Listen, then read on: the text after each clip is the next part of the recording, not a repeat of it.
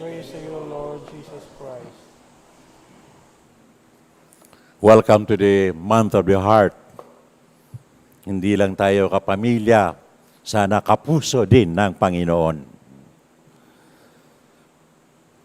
Paboritong usapin, tinatanong, at mahirap sagutin,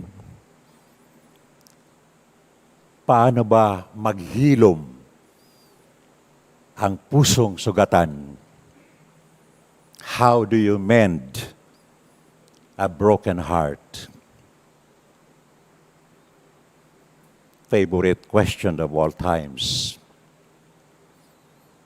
How do you mend a broken heart?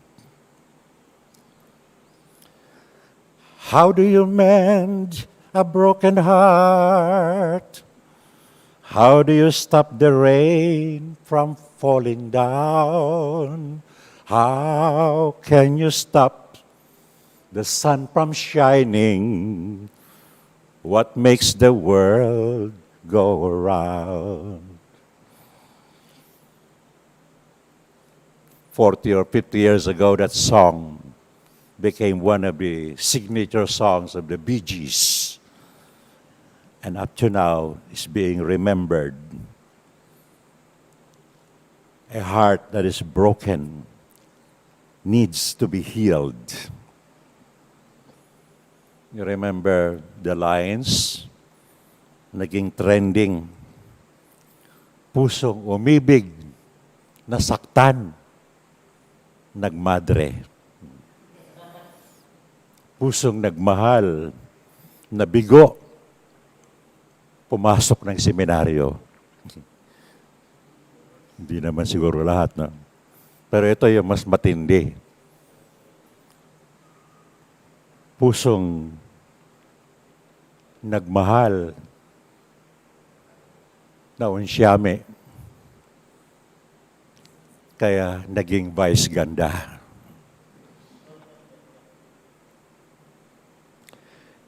Today's liturgy offers us two important reflections of the heart.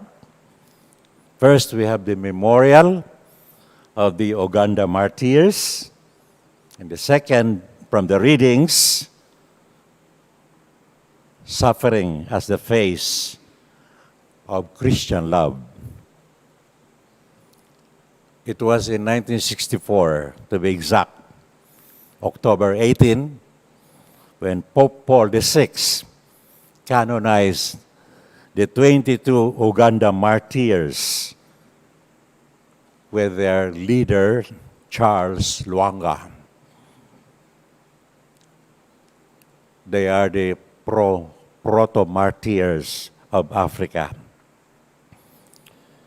They were young boys, recently converts to Christianity, and members of the royal page, male servants in the palace of the king. The king at that time, who ordered their martyrdom, was King Mwanga, who was a certified homosexual. And these young men resisted the sexual demand of this king.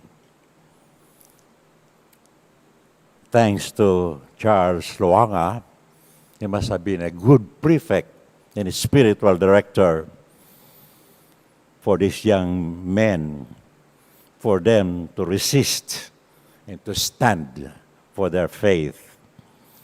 So in the span of 2 years, from 1885 to 1887, one after the other, they were killed violently. And they were calling on the name of Jesus. Again, the words of the famous historian Tertullian came true. The blood of the martyrs is the seed of Christians.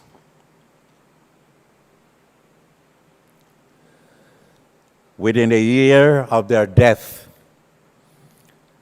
the Christians in Uganda, particularly in the Balandis tribe where they belong, increased and multiplied.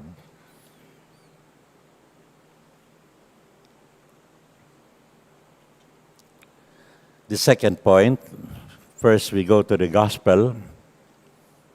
Who are the Sadducees?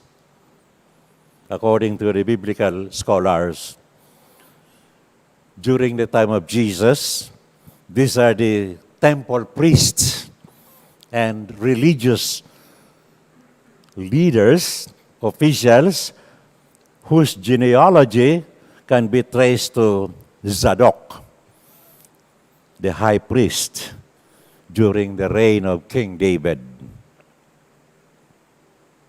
The irony is this, take note.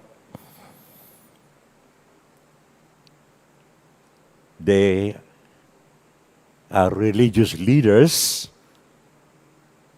who do not believe in the resurrection and afterlife. So understandably, as we read in the gospel today, they came with that absurd, impossible story of 7 brothers married to the same woman. It was no doubt meant to ridicule Jesus and to show how absurd is the law of Moses mentioned in Genesis 38:8. What is striking and amazing in the gospel today is how Jesus handled the situation with calmness, without anger. Are you not misled because you do not know the scriptures or the power of God? Mark 12:24.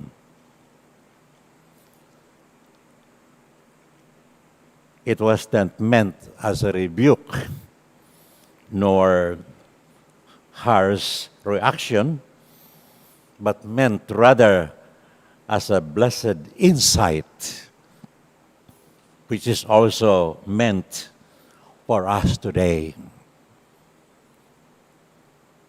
to get to know more the scriptures and to be led by the Spirit of truth.